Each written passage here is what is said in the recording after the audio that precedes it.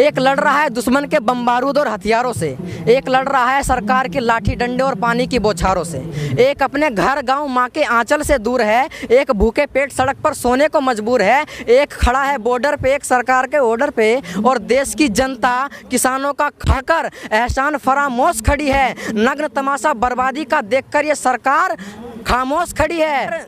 कृषि प्रधान देश में किसान नहीं होगा तो दुनिया के मानचित्र पर हिंदुस्तान नहीं होगा।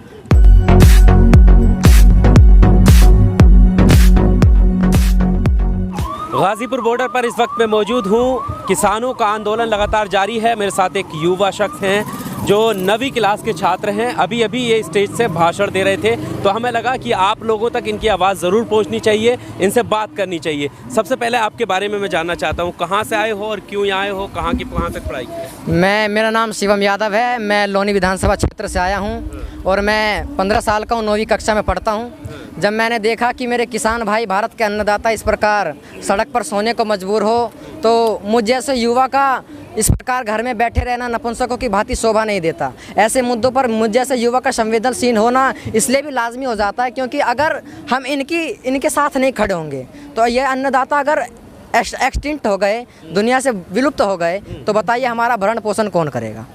पर शुभम, आपको पता है ये तीनों कानून जिनका ये विरोध कर रहे हैं, या आप कहने में आप आ गए यहाँ तक? नहीं, मैं किसी के कहने पर नहीं आया। मैं एक राष्ट्रवादी विचारधारा रखने वाला व्यक्ति हूँ और मैं किसी के कहने पर बुलावे पर नहीं आया। मैंने देखा कि जब मेरे भारत देश के अन्नदाता इस प्रकार सड़क पर सोने को मजबूर हों, तो मैं, और ये आपने कानून की बात करी, मैंने कानूनों को समझा है, पढ़ा है, लेकिन मुझे उतना समझ में नहीं आया। और लेकिन जब मैंने देखा, क्योंकि ये किसान है, कुछ भी गलत हो सकता, मैं गलत हो सकता हूँ, आप गलत हो सकते हैं, लेकिन भारत का पेट भरने वाले उन अन्नदाताओं की मानसिकता कभी गलत नहीं हो सकती। अगर इनकी मानसिकता गलत होती तो प्राचीन काल से ये भारत का भरण पोषण नहीं कर रहे होते। इसलिए मैं आया हूँ। मंच से क्या समझाना चाह रहे थे लोगों? मंच से मैं ये समझाना चाह रहा था, मैं युवाओं को ज़्यादातर समझाना चाह रहा था कि किसानों के साथ खड़े हों, उनके समर्थन में खड़े हों, और जो ये सत्ताधारी लोग हैं जो इसमें भी आंदोलन में, हमारे संघर्ष में अपनी राजनीति रोटी सेकना चाहते हैं, मैं उन्हें एक संदेश देना चाहता था कि इनसे दूर रहें, क्योंकि अभी राष्ट्रवादी विचारधारा चल रही है, राष्ट्रहित की नीति अपनाना चाहते हैं। मैं युवाओं को संदेश देना चाह रहा था कि इनके समर्थन में आएँ, क्योंकि घर में बैठे रहने से कुछ नहीं होगा। विरोधी कब से हो गए? ये किसी के टुकड़ों पर नहीं पलते, वे पलते हैं टुकड़ों पर, जो ये आतंकवादी बता रहे हैं इन्हें। हम आतंकवादी नहीं हैं, हम राष्ट्रवादी हैं। राष्ट्रहित की बात, किसान एकता जिंदाबाद का नारा। और हमारे ये तो आप भी जानते हैं, मैं भी जानता हूँ, आप पत्रकार हैं, मैं एक छात्र हूँ, और हमने पढ़ा है, जाना है कि प्राचीन काल से ही हमारी कृषि प्रधानता की सभ्यता रही है। लेकिन अब जो कुछ समय से हमारी कृषि प्रधानता की सभ्यता का सरेआम सत्ताधारियों द्वारा बलात्कार हो रहा है, तो मेरा इस मुद्दे पर बोलना आवश्यक हो गया था, इसलिए मैं आया यहाँ पर। वो तो मजबूत करने की बात कर रहे हैं। हाँ। कृषि प्रधान देश, वो कौन सा खत्म कर रहे हैं? वो भी तो कृषि को बढ़ावा देने के लिए ये कानून ला रहे हैं। तो मैं बस एक छोटा सा सवाल है, सारी बात यहाँ पर क्लियर हो जाएगी। जो सरकार, जो ये लोग हैं, जैसे आप प्रवक्ता बता रहे थे, ये लोग अगर किसानों तक अपनी बात पहुँचाने में असमर्थ हैं, तो उनका हक दिलाने का सामर्थ्य कैसे जुटाएंगे? बताइए। अपनी बात ही उन तक नहीं समझा पा रहे, उन तक नहीं पहुंचा पा रहे, यही नहीं बता पा रहे कि ये है क्या, तो उनका हक कैसे दिला पाएंगे? बताइए।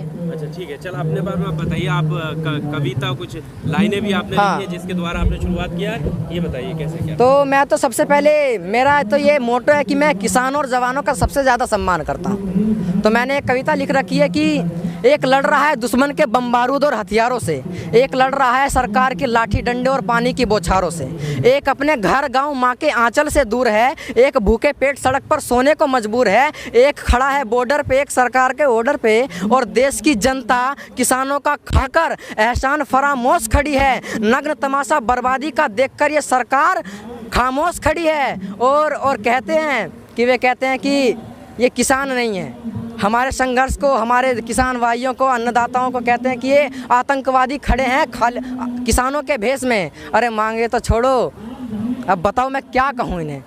ऐसे व्यक्ति को किस प्रकार का दर्जा? नहीं, एक मीडिया की भी मर्यादा होती है, अपने शब्दों को विराम देता हूँ मैं, क्योंकि अगर मैं ज़्यादा बेवाक हो जाऊँ। तो आपने क्या कुछ ऐसा लिखा जो हमारी आदत है? नहीं, आपकी आदत, आप तो पत्रकार है, निष्पक्ष पत्रकारिता करना आपका धर्म है, लेकिन जो टुकड़ों पर पढ़ने वाले वो प्रवक्ता हैं, मेरी बातों को घुमाकर दूसरे ढंग से प्रस्तुत करेंगे और बताएंगे कि ये आतंकवादी हैं। उन्हें उन नपुंसकों को ये समझ में नहीं आता कि वो जो खा रहे हैं, जो बोल रहे हैं, जो उनके हैंड चल रहे हैं टाइपिंग पे, वो भी इन किसानों की बदौलत है।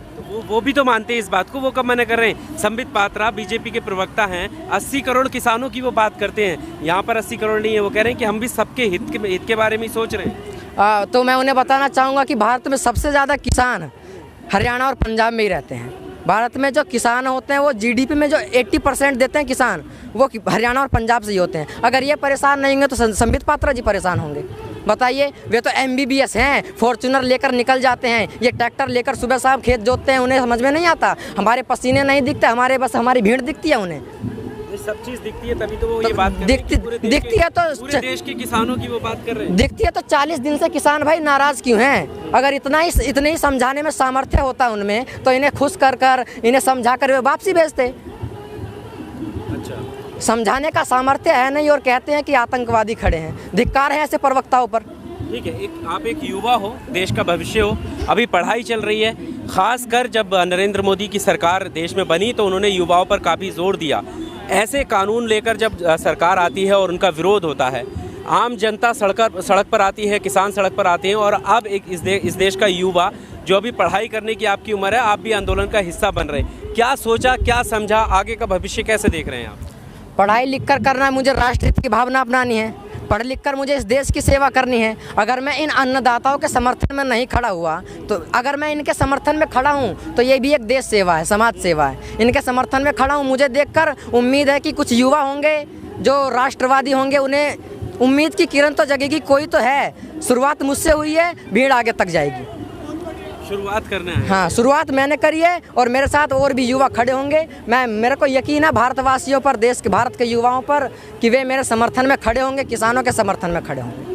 आपको प्रधानमंत्री मोदी पर या उनके वक्तव्य पर या जिस तरीके से वो बताने की कोशिश कर रहे हैं इस कानून के फ़ायदे गिना रहे हैं, आप युवा हैं, क्या आपको भी वो समझ में नहीं आया? विश्वास नहीं हो रहा है प्रधानमंत्री की बात पर? मैं इस पर विशेष कोई टिप्पणी करना नहीं चाहूँगा। हमारे किसान नेता लगे हुए हैं। अगर नरेंद्र मोदी जी हमारे प्रधानमंत्री अगर उन्हें कुछ समझाने का प्रयास करते हैं तो प्रयास करें। अगर हमारे किसान भाई, किसान नेता अगर उससे संतुष्ट हुए तो ठीक है, अन्यथा मुझसे ज़्यादा अच्छे हैं वे। उन्होंने बहुत से जीवन के दाव पेच को देखा है, उन्होंने जीवन का अनुभव देखा है मुझसे ज़्यादा। मेरी तो 15 वर्ष उम्र है, किसान नेताओं की 70 वर्ष उम्र है।